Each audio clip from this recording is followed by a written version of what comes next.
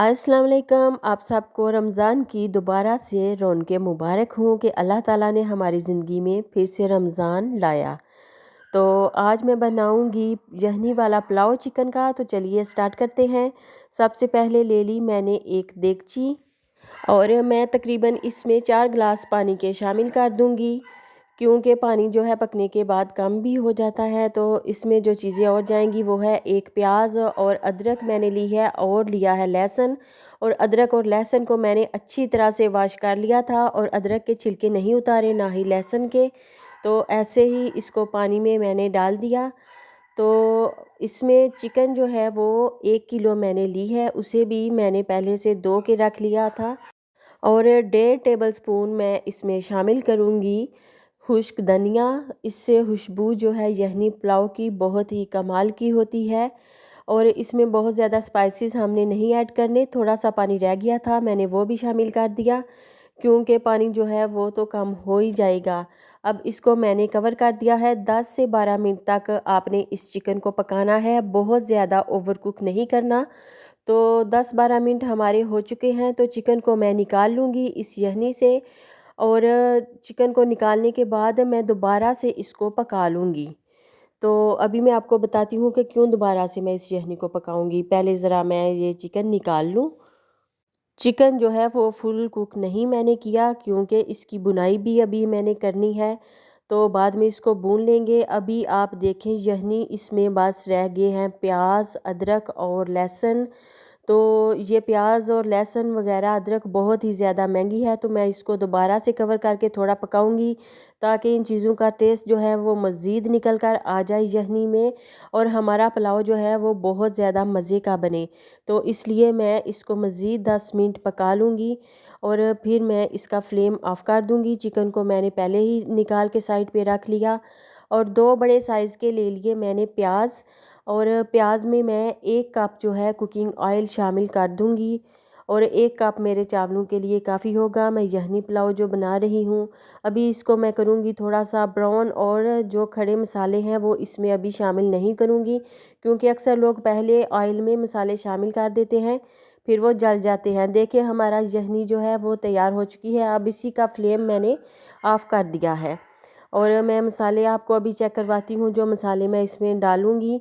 तो पहले थोड़ा सा हमारा प्याज जो है ब्राउन हो ले। ये है ज़ीरा 1 टेबल स्पून, 10 से 12 काली मिर्चें, और 2 हैं बड़ी इलायची, तेज़पत्ते, दालचीनी और बादियान के फूल हैं तकरीबन 3 अदद। 1 टेबल स्पून ले लिया मैंने चिली फ्लेक्स, और सूखा धनिया जो है वो मैंने 1 टीस्पून लिया। हल्दी और नमक, और 3 बड़े साइज़ के मैंने टमाटर लिया, और 3 ही ले ली मैंने हरी मिर्चें, जो कि मैं इसमें शामिल करूँगी। और हमारा प्याज जो है ब्राउन हो चुका है। इस पॉइंट पे मैं इसमें ज़ीरा, तेज़पत्ता और बड़ी इलायची वगैरह डाल दूँगी, जो अभी मैंने चीज़ें आपको दिखाई थी। तो ये पहले मैंने ऑयल में नहीं डाली थी, क्योंकि उसमें ये ओवर कुक हो जाती हैं, इनका कलर जो है वो ठीक नहीं रहता, जल जाता है। और साथ ही मैंने टमाटर और हरी मिर्चें इसमें शामिल कर दी। अब इसको मैं थोड़ी देर कुक करूँगी टमाटर और मिर्चों को, ताकि ये हो जाए थोड़ी सॉफ्ट। तो इसमें ज़्यादा स्पाइसेस मैं इसलिए नहीं ऐड कर रही, क्योंकि ये रमज़ान के लिए रेसिपी बता रही हूँ, और रमज़ान में ज़्यादा स्पाइसेस खाने से फिर ज़्यादा प्यास लगती है, तो हम कोशिश करते हैं कि कम ही खाएं। तो हल्दी और नमक मैं इसमें शामिल कर रही हूँ। तो आपने अपने टेस्ट के अकॉर्डिंग ये चीज़ें ऐड करनी है। और साथ ही दादर मिर्च और धनिया पाउडर मैंने शामिल कर दिया। अब इसकी थोड़ी देर मैं कर लूँगी बुनाई। तो इस पॉइंट पे मैं यहाँ पे अदरक लहसुन का पेस्ट शामिल नहीं कर रही, क्योंकि वो हमने यखनी में ऑलरेडी डाल दिया था। अब जो बॉयल चिकन है वो इसमें मैं शामिल कर रही हूँ। आपको पता है कि वो फुल कुक जो है मैंने चिकन को नहीं किया, तो बस 10 से 12 मिनट तक ही इसको पकाया था। अब इसकी 10-12 मिनट लाजमी आपने बुनाई करनी है, ताकि जो मसाले हैं वो चिकन के अंदर तक चले जाएं। और जो हमारा स्टॉक है उसको छान लेंगे। और अगर स्टॉक थोड़ा हो तो आप फिर मज़ीद इसमें पानी ऐड कर सकते हैं, लेकिन मेरा ख्याल है कि ये जो यखनी है मेरे चावलों के लिए काफ़ी होगी। चिकन की जो है बुनाई वो बहुत ही ज़बरदस्त हो चुकी है, ऑयल सरफेस पे आ चुका है। अब मैं इसमें जो यखनी है वो छान के शामिल कर लूँगी। तो 2 गिलास मेरे पास बासमती राइस थे, तो मैं 3 गिलास इसमें जो है यखनी के डाल दूँगी। तो आप अपने हिसाब से जितने चावल हों उतना पानी डाल सकते हैं। तो इसको मैंने कवर कर दिया, बॉयल आने पर मैं इसमें चावल डाल दूँगी। तो चावल जो हैं मैं हमेशा 1 घंटा पहले भिगो के रखती हूँ। अभी मैं नमक चेक कर लूँ, तो आप नमक इसी पॉइंट पे चेक कर लिया करें चावलों का, क्योंकि सालन वगैरह में तो बाद में भी ऐड कर सकते हैं। तो यहाँ पे फिर बाद में शामिल करना मुश्किल हो जाता है चावलों में। तो चावल डाल के इसको मिक्स कर दिया अच्छे से और दोबारा से कवर कर दिया। तो 5 मिनट बाद चावलों की पोजीशन ये है। तो यखनी पुलाव की खुशबू जो है वो पूरे घर में बहुत ही ज़्यादा फैली हुई है। आप एक बार ये ट्राई करें यखनी पुलाव। तो यखनी बनाते हुए आप चाहें तो इसमें चिकन पाउडर या फिर चिकन क्यूब्स के शामिल कर सकते हैं।